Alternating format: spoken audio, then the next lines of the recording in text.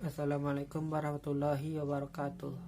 Perkenalkan, nama saya Nur Faizi, NIM 2525100. Baiklah, saya akan membacakan UTS saya dengan mata kuliah e-bisnis. Business plan. Sebuah bisnis akan berjalan dengan baik jika seseorang pekerjaan yang telah direncanakan dengan baik. Berarti 50% pekerjaan itu sudah dilakukan. Menurutnya, terdapat beberapa langkah untuk membuat sebuah business plan. Antara lain, A. Melakukan evaluasi pada lingkungan sekitar. B. Menentukan tujuan terhadap bisnis yang akan dijalankan. C. Membuat pengukuran modal, sumber daya, manusia, dan lain-lain terhadap target yang akan ditentukan. 1. Pengertian bisnis plan.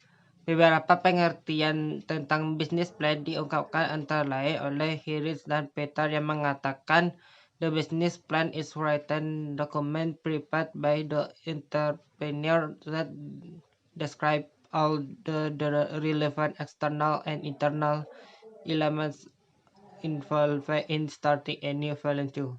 Menurut Bukhari, business plan adalah dokumen tertulis yang disiapkan oleh wirausaha yang menggambarkan semua unsur-unsur yang relevan, baik internal maupun eksternal, mengenai perusahaan untuk memulai suatu usaha.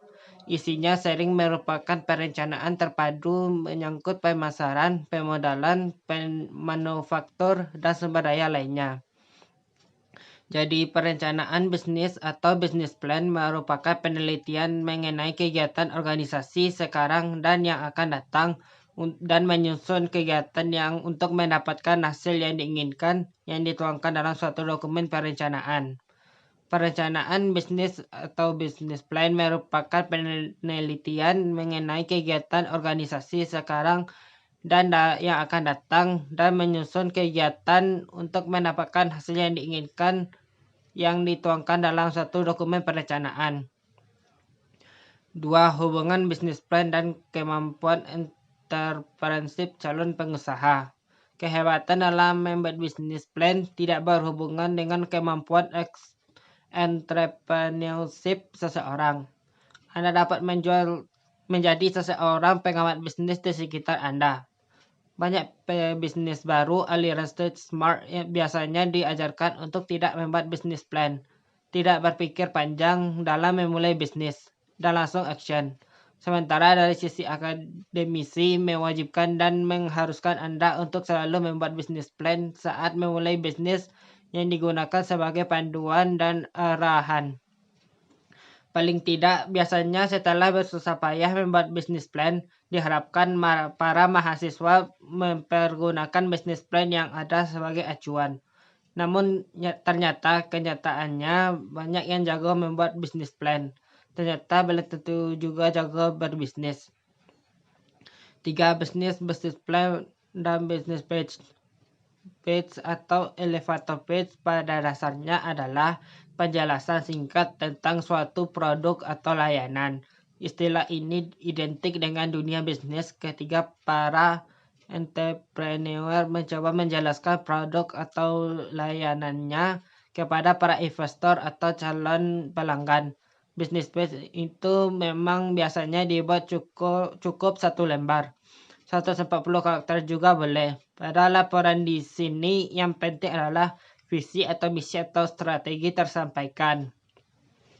Di sini biasanya terletak nilai inovasinya. Kebanyakan para investor menaruh modal goodwill istilahnya, karena terdapat ide di sini. Menurut penulis, business plan selalu perlu saat memulai suatu bisnis. Ini tempat di mana mimpi bertemu angka when the rubber hits the road. Proyeksi revenue tidak harus selalu menaik, bisa saja turun. Nah, sebagai calon pebisnis, kapan kira-kira BEP-nya kita harus sudah ada perhitungan. Namanya juga bisnis. Ultimate goal-nya adalah profit. Bahkan organisasi dan profit pun harus punya profit. Ada banyak lagi komponen esensial di BP yang nggak bisa dilewatkan. 4. Kerangka bisnis plan secara umum. Secara umum, berikut komponen utama dalam menyusun sebuah bisnis plan. Untuk urutan prioritasnya bergantung pada usaha yang hendak Anda jalankan. 1. Eksekutif summary atau ringkasannya. Tulis ini pada bagian akhir. Cukup 1 atau 2 halaman saja. 2. Deskripsi perusahaan. Legal dokumen pendirian, sejarah, perencanaan pada awal pendirian. 3. Produk atau layanan. Jelas apa yang Anda jual, fokus pada manfaat pelanggan. 4. Analisis pasar. Anda harus mengetahui pasar Anda, kebutuhan pelanggan, di mana mereka, bagaimana untuk menjangkau mereka, dan lain-lain. 5. Strategi dan implementasi. Jadilah spesifik, sertakan manajemen untuk bertanggung jawab atas waktu pelaksanaan dan anggaran. 6. Tim manajemen. Sertakan latar belakang anggota tim kunci, strategi personel, dan rincian. 7. Rencana keuangan. Sertakan laba rugi, arus kas, neraca, impas analisis, asumsi, rasio bisnis. Sebagai langkah awal untuk menulis sebuah perencanaan bisnis untuk usaha, Anda bisa melihat contoh nyata rencana bisnis untuk mendapatkan ide untuk rencana bisnis sendiri. Sebagai contoh, Google memfokuskan diri dengan membangun produk-produk yang benar-benar worth-changing dan groundbreaking, memecahkan masalah ratusan juta orang di seluruh penjuru dunia. Ketika mereka masih menjadi startup, mereka tidak ingin fokus membangun bisnis plan. Mereka fokus membangun produk yang luar biasa. 5. 4 tahap evolusi e-bisnis. Jalan evolusi merupakan cara yang nampaknya paling banyak dipilih oleh perusahaan-perusahaan di negara berkembang yang ingin menerapkan konsep e-bisnis karena prinsip kehati-hatian yang mereka miliki. Ada 4 tahapan evaluasi yang dapat dijadikan pegangan atau panduan bagi perusahaan yang ingin melakukan hal tersebut.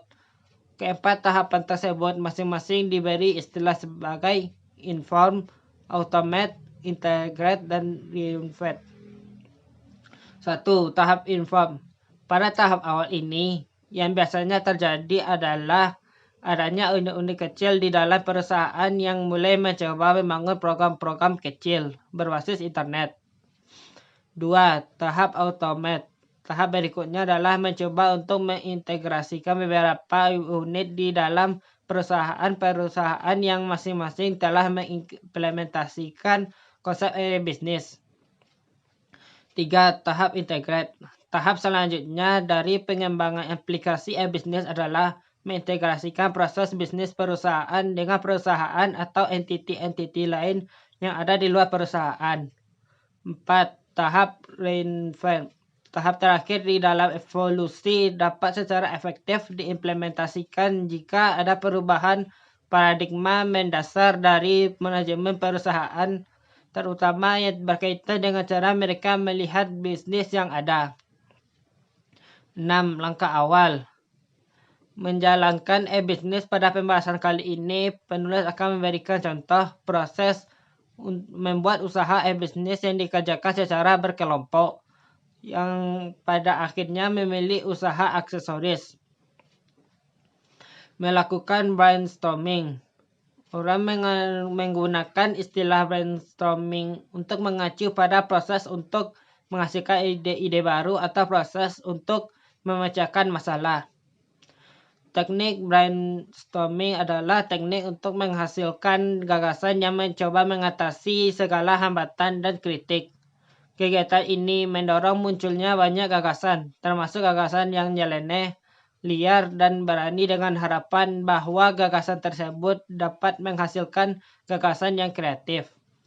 Brainstorming sering digunakan dalam diskusi kelompok untuk memecahkan masalah bersama. Namun, brainstorming dapat juga digunakan sebagai individual. Sentral dari brainstorming adalah konsep menunda keputusan. 2. Melakukan survei offline dan online.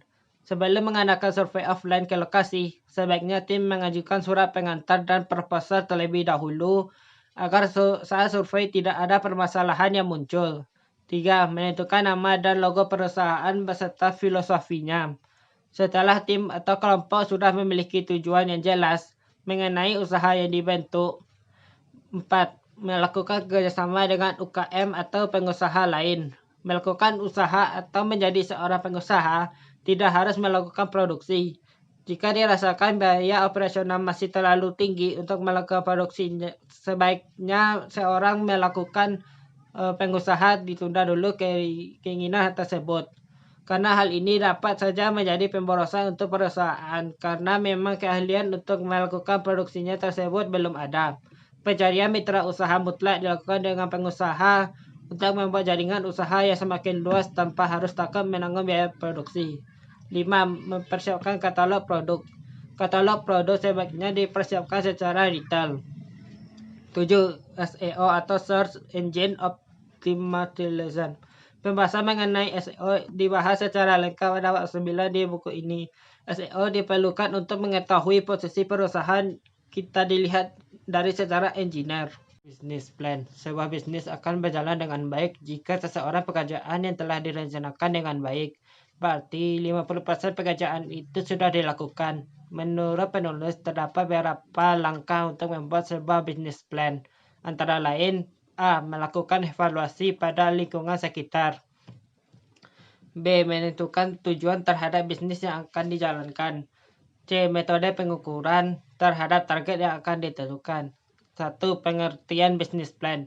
Beberapa pengertian tentang business plan diungkapkan antara lain oleh Historis dan Peter yang mengatakan the business plan is written document report by the entrepreneur that describes all the relevant internal and internal element involved in starting a new venue.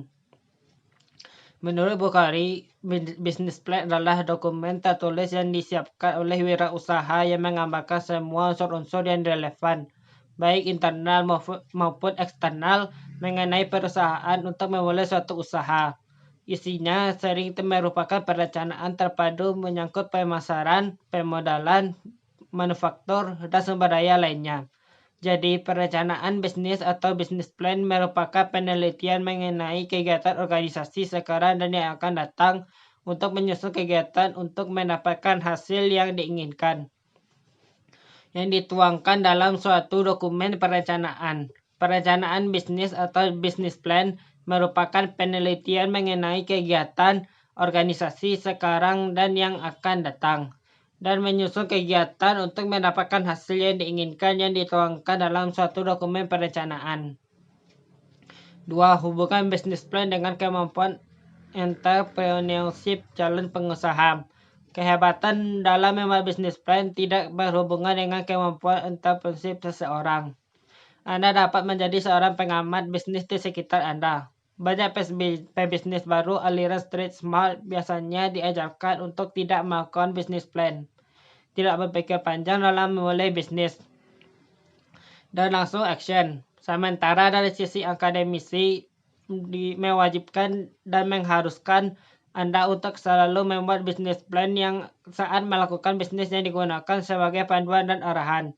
Paling tidak, biasanya setelah bersusah payah membuat business plan, diharapkan para siswa mempergunakan business plan yang ada sebagai acuan. Namun ternyata kenyataannya banyak yang jago membuat business plan. Ternyata belum tentu juga jago berbisnis. 3. Konsep business plan business pitch. Pitch atau elevator pitch pada dasarnya adalah penjelasan singkat tentang suatu produk atau layanan. Istilah ini identik dengan dunia bisnis ketika para entrepreneur mencoba menjelaskan produk atau layanannya kepada para investor atau calon pelanggan. Business pitch itu memang biasanya dibuat cukup satu lembar saja. 140 karakter juga boleh.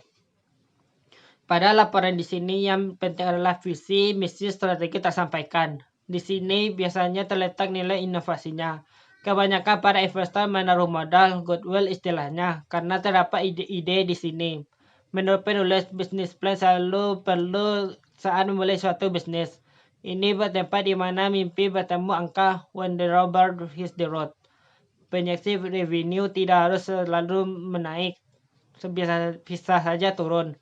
Nah, sebagai calon pebisnis, kapan kira-kira BEP-nya kita harus ada perhitungan. Namanya juga bisnis, ultimate goal-nya adalah profit. Bahkan organisasi non-profit pun harus punya profit. Ada banyak lagi komponen esensial di BP yang nggak bisa dilewatkan. 4. Kerangka bisnis plan secara umum. Secara umum berikut komponen utama dalam menyusun sebuah bisnis plan. Untuk urutan prioritasnya bergantung pada usaha yang Anda jalankan. 1. Eksekutif summary. Ringkasnya tulis ini pada bagian akhir, cukup 1 atau 2 halaman saja. 2. Deskripsi perusahaan. Legal dokumen pendirian, sejarah, perencanaan awal pendirian. 3. Produk atau layanan. Jelaskan apa yang Anda jual, fokus pada manfaat pelanggan. 4. Analisis pasar. Anda harus mengetahui pasar Anda, kebutuhan pelanggan, di mana mereka, bagaimana untuk menjangkau mereka, dan lain-lain. 5. Strategi dan implementasi. Jadilah spesifik, sertakan manajemen untuk bertanggung jawab atas waktu pelaksanaan dan anggaran. 6. Tim manajemen. Sertakan latar belakang anggota tim kunci, strategi personel, dan rincian. 7. Rencana keuangan. Sertakan laba rugi, arus kas, neraca, impas analisis, asumsi, rasio bisnis sebagai langkah awal untuk menulis sebuah perencanaan bisnis untuk usaha.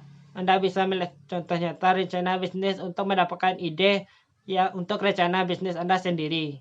Sebagai contoh, Google memfokuskan diri untuk membangun produk-produk yang benar-benar worth charging dan groundbreaking. Memecahkan masalah ratusan juta orang di seluruh penjuru dunia.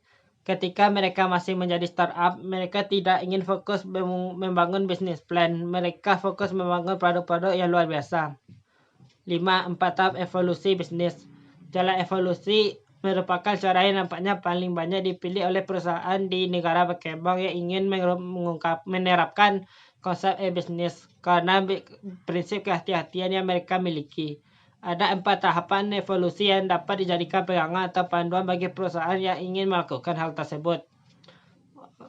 Keempat tahapan tersebut masing-masing diberi istilah sebagai inform, automate, intelligent, dan reinvent. 1. Tahap inform. Pada tahap awal ini yang biasanya terjadi adalah adanya unit kecil di dalam perusahaan yang mulai mencoba membangun program kecil berbasis internet. 2. Tahap automate. Tahap berikutnya adalah mencoba untuk mengintegrasikan beberapa unit di dalam perusahaan masing-masing mengimplementasikan konsep kecil e-bisnis. 3. Tahap integrate. Tahap selanjutnya dari pengembangan aplikasi e-bisnis adalah mengintegrasikan proses bisnis perusahaan dengan perusahaan atau entiti-entiti yang lain yang ada di luar perusahaan. 4. Tahap reinvent.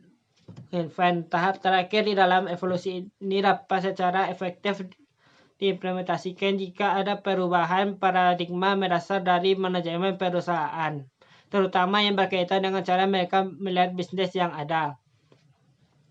6. Langkah awal. Menjalankan e-bisnis. Pada pembahasan kali ini, penulis akan memberikan contoh proses pembuatan usaha e-bisnis yang dikerjakan secara berkelompok, yang pada akhirnya memilih usaha aksesoris. 1. Melakukan brainstorming. Orang menggunakan istilah ini mengacu pada proses untuk menghasilkan ide-ide baru atau proses yang memecahkan masalah.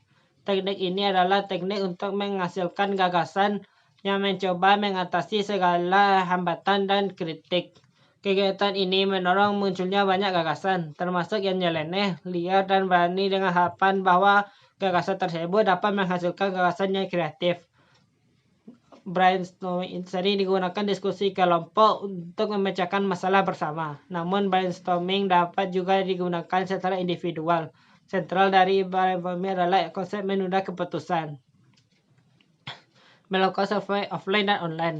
Sebelum mengadakan survei offline ke lokasi, sebaiknya tim mengajukan surat pengantar dan proposal terlebih dahulu agar saat survei tidak ada permasalahan yang muncul. 3. Menentukan nama dan logo perusahaan beserta filosofinya. Setelah tim atau kelompok sudah memiliki tujuan yang jelas mengenai usaha yang dibentuk. 4. Melakukan kerjasama dengan UKM atau pengusaha lain. Melakukan usaha atau menjadi seorang pengusaha tidak harus melakukan produksi. Jika dirasakan biaya operasional masih terlalu tinggi untuk melakukan produksi, sebaiknya seseorang pengusaha ditunda dulu keinginan tersebut. Karena hal ini dapat saja menjadi pemborosan untuk perusahaan, karena memang keahlian untuk melakukan produksinya tersebut belum ada. Pencarian mitra usaha mutlak dilakukan pengusaha untuk membuat jaringan usaha yang semakin luas, tanpa harus menanggung biaya produksi. 5. Mempersiapkan katalog produk. Katalog produk sebaiknya dipersiapkan secara detail. Hal ini dimaksudkan agar konsumen langsung dapat mengamankan tentang produk-produk yang ditawarkan. 7. SEO atau Search Engine Optimization. Pembahasan mengenai SEO dibahas secara lengkap pada bab 9 di buku ini. SEO diperlukan untuk mengetahui posisi perusahaan kita dilihat dari search engine. Macam-macam bisnis di internet. Satu gambaran tentang bisnis hosting dan web hosting. Kesempatan menyebarkan informasi tentang jasa, produk, layanan publik, dan informasi atau berita aktual lainnya merupakan salah satu tolak ukur keberhasilan bisnis perorangan atau perusahaan. Untuk itu dibutuhkan sebuah website untuk menyebarluaskan informasi tentang produk, barang, dan jasa perusahaan dengan efektif dan mampu menjangkau pasar-pasar ke seluruh dunia.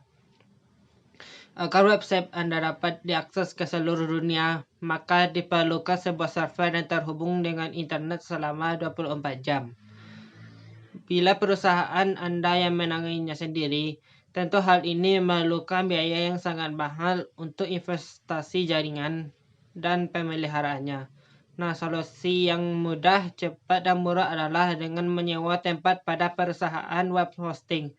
Hosting atau web hosting adalah salah satu bentuk layanan jasa penyewaan tempat di internet yang memungkinkan seseorang atau perusahaan menyimpan file-file website di dalamnya, sehingga seseorang atau perusahaan tersebut dapat menampilkan layanan data atau produknya di halaman website atau halaman situs internet. Dengan kata lain, perusahaan web hosting merupakan ruangan server sebagai tempat penyimpanan data-data situs internet pada media penyimpanan data berupa hard disk komputer, server dengan kapasitas yang sangat besar, sehingga dapat disewakan pada beberapa pemilik sekaligus. Keahlian yang dibutuhkan bisnis hosting dan web hosting. Hosting. Untuk memulai bisnis ini, Anda harus mempunyai kemampuan webmaster yang mumpuni dan didukung dengan modal yang cukup. Keahlian yang dibutuhkan oleh seorang webmaster untuk menjalankan usaha ini adalah penguasaan terhadap software, program, aplikasi web development seperti Adobe Dreamweaver, Microsoft Frontpage, Adobe Photoshop, Adobe Flash, CorelDRAW, dan bahasa pemrograman meliputi HTML, PPH, JavaScript, Ajax, XML dengan database MySQL. Ada beberapa level atau tingkatan yang harus dilalui untuk melalui bisnis web hosting. 1. Web design. Bisnis web hosting biasanya berawal dari jasa pembuatan web design, yaitu jasa pembuatan website mulai dari mendesain website sampai dengan mempublikasikan ke dalam sebuah hosting agar dapat diakses ke seluruh dunia lewat internet. Bisnis ini membutuhkan modal yang relatif kecil karena hanya dibutuhkan seperangkat komputer, keahlian mendesain website, dan koneksi internet. 2. Reseller hosting.